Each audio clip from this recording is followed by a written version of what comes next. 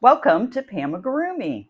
I'm Pam, and thank you for those returning viewers. And if it's your first time watching, if you could give me a thumbs up if you like the content, and a subscription if you want to encourage me to keep filming. I appreciate all my viewers. Thank you so much. Today, I want to talk about my progression personally and how you can incorporate these ideas into improving your own amigurumi or starting if you've never done an amigurumi. And then also, I'm going to share with you how to get a free Woobles pattern. So stay tuned for that. And there will be links in the description for how to accomplish that. And as you can see, I have lots of things to show you today. I'm going to be talking about my own journey with amigurumi and things that I've done to continue to improve my skills. I'm going to start by showing you some projects that I've worked on through the time and make a recommendation for a first project if you're not experienced with amigurumi and want to give it a try. So I've shown you Liam in another video. He is my first and my latest completed Ami project. And if you haven't seen the video on him, you'll have to watch the video to hear his whole story. But he was my very first amigurumi attempt, and he is adorable. I love Liam. So then I think it's about the time my one daughter-in-law, got pregnant, and I started thinking, oh, I want to make some stuffed animals. So obviously I was hoping for a girl because I started with girls, but instead I ended up with a total of 3 adorable grandsons, but there you go. But I like dolls and I like sets and kits, and so this was my next project. And you can see I don't do things halfway. I dove right in, and this was before I even completed Liam. So part of it may have been a shiny new project I wanted to do. I'm not sure.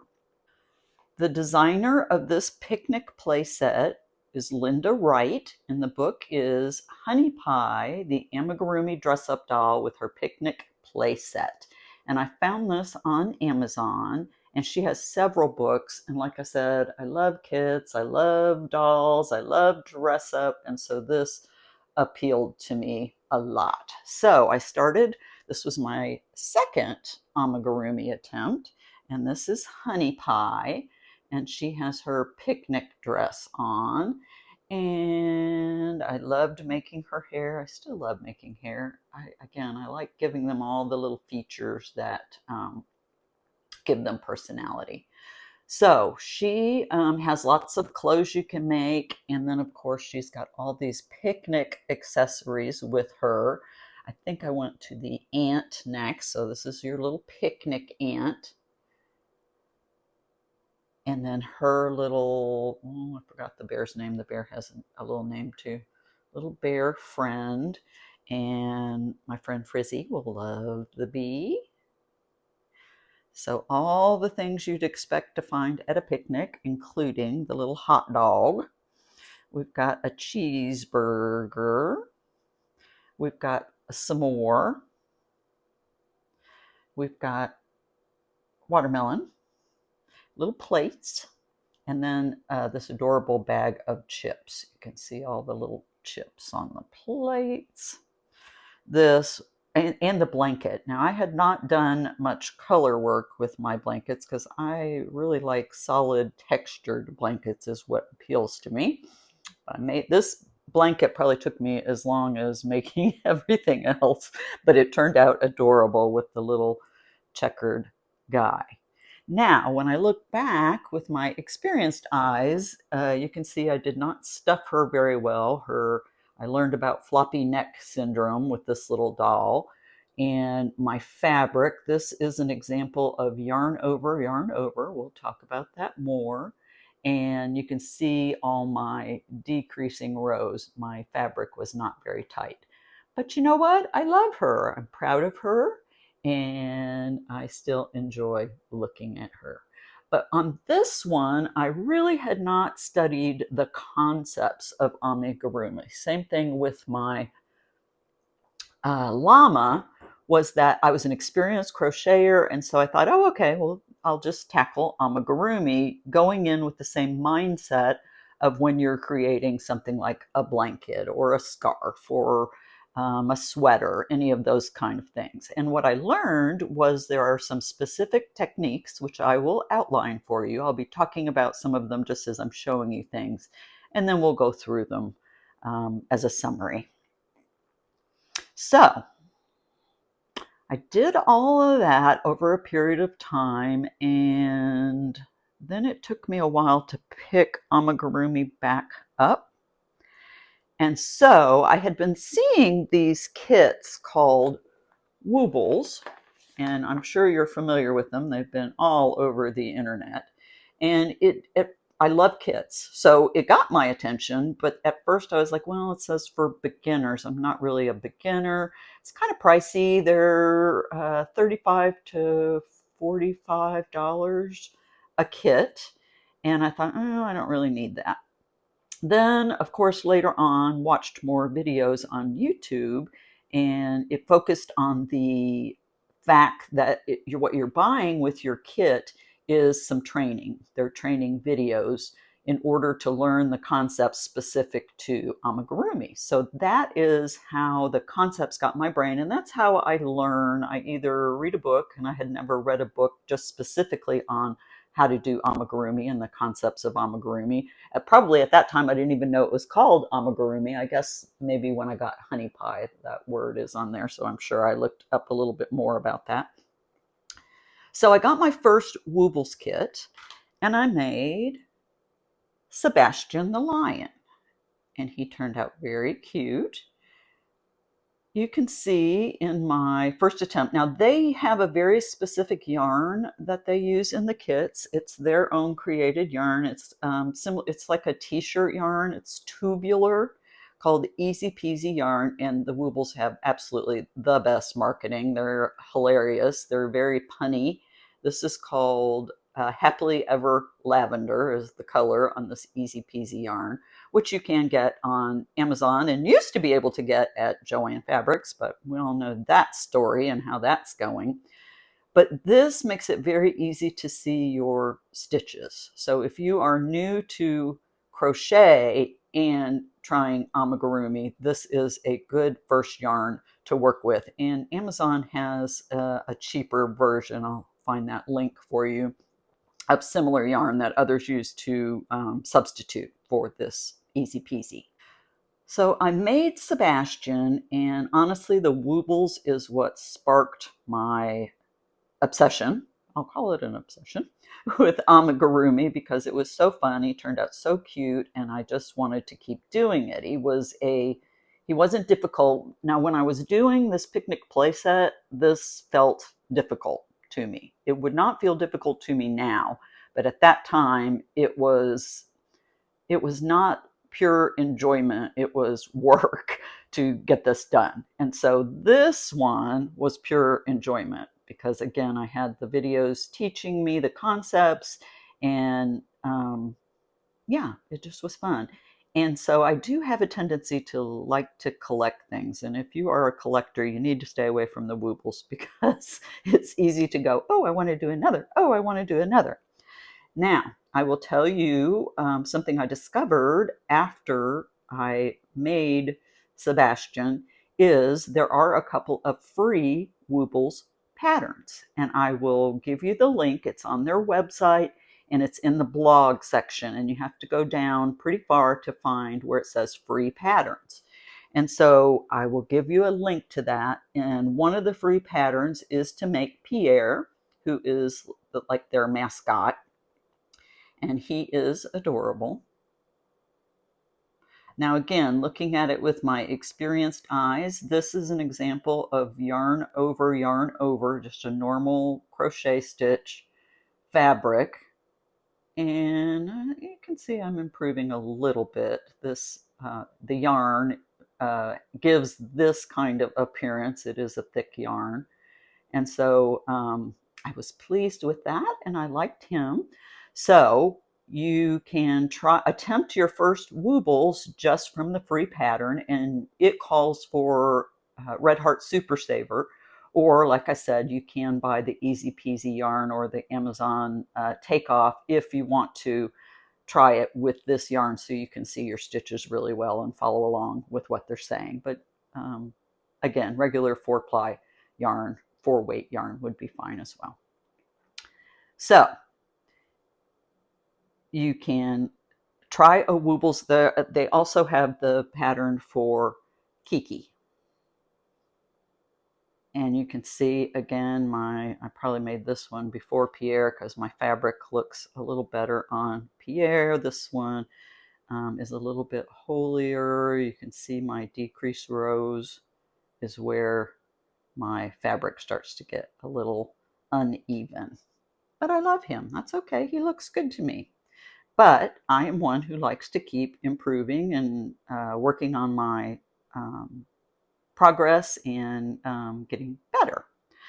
So let's see, after I made those Woobles, I am a big Snoopy fan, and you'll see my Valentine's card from my husband was Snoopy. um, so they had a Snoopy, and the Woobles characters don't have, the beginner ones don't have legs. I made him legs because I felt like he needed legs. So after I had some experience, I did do the Snoopy, and I think he turned out adorable. He has some accessories. He's got his little scarf, and then he has his Eagle Scout hat, which makes it difficult for him to sit upright. But anyway, you can see his little hat. Let me fix you, Snoopy. I don't know if I'm going to get him to sit. And there is Woodstock. Come on out, Woodstock. And I think he's adorable. And then on one of the Woobles Facebook sites, somebody created this little nest, which I copied because I think he looks adorable in his little nest. So that was my Woobles experience. Oops, sorry, honey pie, sit up there. All right, let's put Snoopy back over here and Woodstock. Okay, so next I made,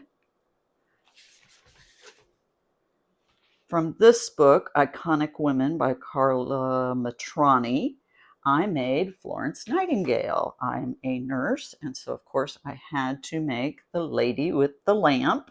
There she is, with her hat, and she does have her little lantern, which I'm recording with one hand, so I won't try to attach her because I'll just make her fall over. So on this one, I was experimenting. I had studied some videos and that kind of stuff at this point, done some more reading.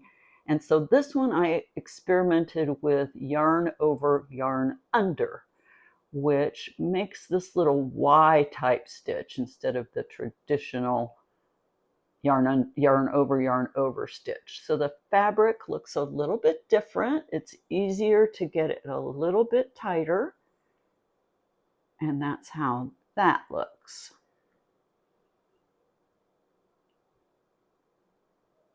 Next in my journey, I was experimenting with different yarn. This is 100% cotton, and this was the first time I attempted the yarn under,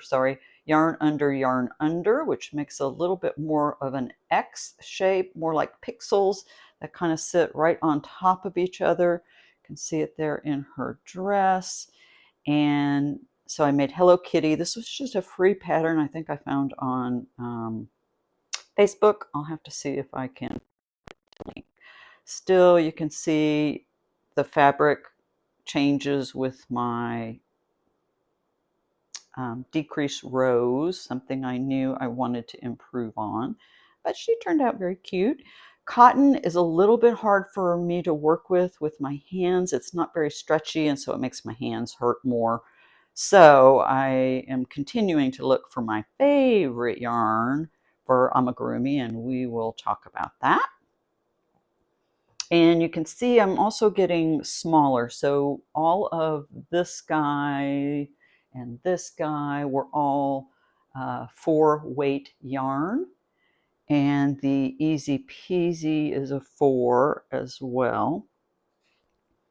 This was using a 3 weight yarn. So I was, again, it's like, oh, I want my fabric to look a certain way. So I kept trying it. So then I made Miss Ray here. I call her Ellie Ray, who's adorable. She is from the book Dress Up Amigurumi. And if you haven't figured it out already, I love crochet books. They make me very, very happy. So, Madeleine, sorry, I'm not going to say that very well. Soledad Iglesias Silva. And there's 4 characters in here in all kinds of different clothes. I told you I love kits and dress up. So I thought she was fun. So on her, I did the yarn under, and had a little more experience. So my fabric is showing that. And she's got this adorable little dress and her little purse and her headband. There's the back. She's got little bows on her shoes, and her shoes are, of course, come off. She has several outfits. She has flat feet and cardboard in her feet, so she does stand pretty well. And I love her. And so that is my progression to where I'm at skill-wise with my amigurumi. With the Woobles, I also wanted to say that they do have a book with a lot of characters in it. It is available on Amazon. I paid extra to get this spiral bound, thinking it would be good for having in my lap while I'm crocheting. But the cover is just weird. It's heavy, and the spiral is not worth it. I would just get the regular one. Okay, so let's talk about skills you have to master, the differences between just crocheting like a blanket or a scarf or a sweater. There are some specific skills you need to master. Number 1 is making a magic ring. So a magic ring is how you start off when you're working in a spiral. So this very first little round guy is in a magic ring.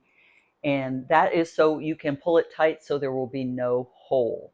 So a lot of people find magic rings very difficult in the beginning. I remember I would have to watch a little video on how to do it every time I hadn't done it in a little while. But now I can do it with my eyes closed. It just takes, again, a little practice. And the Woobles does have a tutorial. I don't do mine quite like they do. Here's how I do a magic ring. You take the yarn over your fingers so the end is facing you. I use 3 fingers, cross over in the back. I hold that with my thumb. Go forward. I hold that part under my pinky. Take your crochet hook and go under, grab it, pull it through, twist, grab this guy, and pull through, and then you have your ring. And when you crochet into it, you can pull it tight. So you start with however many they tell you in the round. And so notice I'm going yarn under and yarn under and yarn under. All right, so I've got 6 stitches, counting the bees, 1, 2, 3, 4, 5, 6, and I'm going to pull on this tail to get it to go round and not have a hole in the center. Another skill that you have to master is working in the round. This is a continuous spiral. So important things in working with the round is marking your row, because it is so easy to lose your spot. So you just use one of your stitch marker and mark the first stitch as you're going to your next row and keep moving up. Is to use the correct hook size for your yarn. And for amigurumi, it is recommended that you decrease your hook size 1 to 2 sizes from what's recommended on your ball of yarn. So that is going to give you the tighter fabric so that your stuffing does not poke through. Number 4 is your tension. So it is important to have consistent tension to get a pretty fabric. Now, if you're not there yet with your tension, just keep going. It's still, I had some tension issues on my sweet little honey pie here, but she still looks quite lovely. And everybody who's seen it has oohed and awed over my sweet honey pie. So it's still worth doing. It just, if you want to improve, these are the skills you need to improve upon. So the next skill that you have to master when doing Ami is increasing and decreasing. So as you shape things, and Mr. Mallard here is a good example of shaping, it goes from small at the top, and then you have to increase your stitches to continue to increase to get size, to get this shape. And so that is one of the skills that you're doing a lot. So when you increase, you end up putting 2 stitches in 1 stitch so that it continues to grow. And there's a way to do that invisibly, because when you put 2 stitch in a stitch, it's going to stretch that stitch out a little bit and it will show a gap in your fabric unless you do it invisibly. And then same thing for decrease. There's an invisible decrease stitch where you can go down without it showing in your fabric. So that's important to master, is increasing and decreasing. Let me show you the invisible increase and decrease. So for an increase stitch where you're getting larger, traditionally you would go in 1 stitch and you would put 2 single crochets side by side in that same stitch. So I have my hook under the the V's, the 2 crochet lines there. So for an invisible, you're going to go under just the front loop and make a single crochet there. Then you're going to go under the front loop and the back loop right there.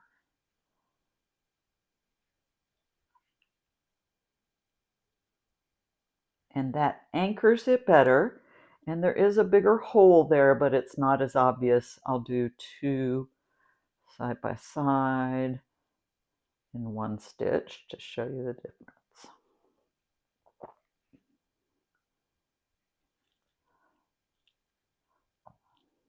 So there is a traditional, it just leaves a bigger space, as opposed to that is more anchored there and the hole is not as big. So that's an invisible increase. For an invisible decrease, traditionally you would go under the first stitch. So you're combining 2 stitches into one. You would go under the second stitch and then you would pull through all 3. And so you can see that kind of distorts that stitch. It doesn't look quite normal. So it's obvious in the fabric that you've done a decrease. For an invisible, you go under the front loop of the first stitch, the front loop of the second stitch, and then pull through those loops and then pull through 2. And your stitch ends up looking a little more uniform as you're going along. It's not as thick and noticeable. So because this has more to it, it's a little thicker. This one with just the front loops, it will blend in better. So those are your invisible increase and decrease stitches. The other skill to master is doing how you do your actual crochet stitch. We're taught in crochet to do yarn over, and when you want your fabric tighter, you can actually use different techniques to get a different fabric. So this, my mallard example, is yarn under, and it makes a little X, which is like a little pixel, and so they sit nicely on top of each other, and it makes a pleasing to the eye fabric. On Florence here, let's take Florence's hat off. On Florence, I used a yarn over, yarn under stitch, and so it makes more of a Y. So it does tighten it up, but it's not quite the pixel look but it was easier for me to transition from yarn over that I've been doing for years to yarn over and then yarn under. And then I continued to progress and tried the yarn under, and taught my brain to do that differently. So my favorite right now is yarn under, because I like the way the fabric looks. Okay, I've got a little disc started here. I'm going to show you the difference in how you do your yarn. Yarn over is traditional for crochet, where you go behind and over the top of your hook. And yarn under is when you come up front and go behind the hook. Okay, so let's do a traditional yarn over. Oops, I've been yarn undering so long now I can't think about it. Okay, so the yarn over the hook and pull through, yarn over the hook and pull through. So let me do a couple of rounds of that so you can see what that looks like.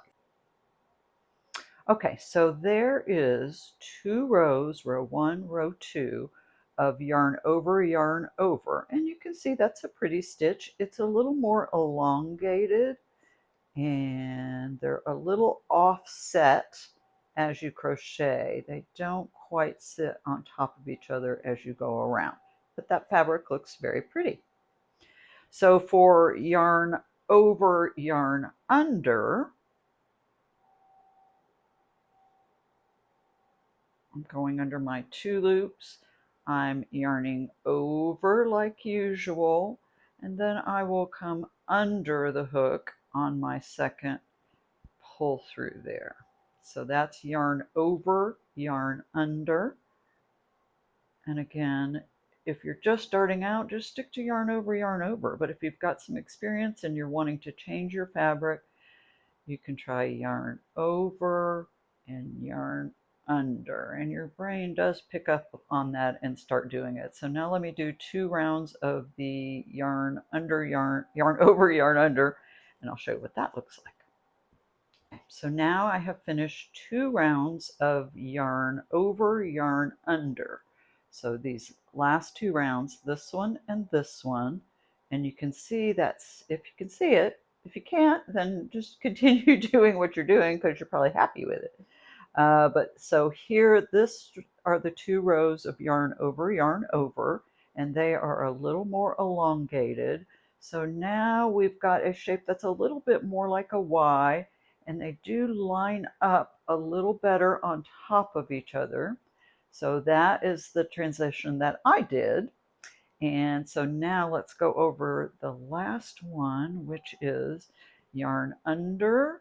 So I'm going in my stitch, and this I'm going under my hook and pulling through, under my hook and pulling through. We'll do that again. So putting in my stitch, I'm going under and under to do my yarn under, yarn under. So let me do a couple rounds of that and I'll show you what that looks like. Okay, here is my last 2 rounds. So this round and this round are in the yarn under. And if you can see, that fabric is getting a little tighter as I go through those different stitch patterns. It's now more of an X, more of a pixel. It sits on top of each other. And if you look right there, 1, 2, 3, oops, sorry. Looking through the camera. 1, 2, 3, 4. Whoops, I'm still not going down enough. Here we go. Here's a row of 1, 2. Those are the first, the yarn over, yarn over. There's the second, the yarn over, yarn under, and last, the yarn under, yarn under. So that's how you get your fabric to look different, and none of them are wrong. It's just a different look. So you can judge what you like best for your Ami. And then the other thing with Amigurumi, again, the face is so important. So it's trying different styles of face. So we've got a basic face, This one, she just has a nose. Most Amis don't have a mouth. It's just traditional that they're left expressionless so they can take on the expression of however they want to be seen. And Sebastian has both embroidered and sewn on features, so you can get more detail with doing little things like his little cheeks. And let's see, who else do I have here? Snoopy here is an example of, this is a piece sewn on to make his snout, and it's stuffed in itself. And then he has an embroidered nose, embroidered mouth. He has embroidered eyes instead of the safety eyes, and of course his ears sewn on. So that's a different way to get a different facial look, is to actually have pieces that you sew on. Thank you for joining Liam and the gang and I today, going through my journey with Amigurumi and how I work to improve my Ami skills so that it is now a very enjoyable hobby, not stressful to me, and I can sit and relax and enjoy. And I hope that it's encouraged you to continue with your Ami journey to get there, to get to that spot. Remember, every day is a great day to crochet. Are you being such a good girl today? You did not even try to steal. What a good baby. Are you a good girl, Josie? Hi. Hi.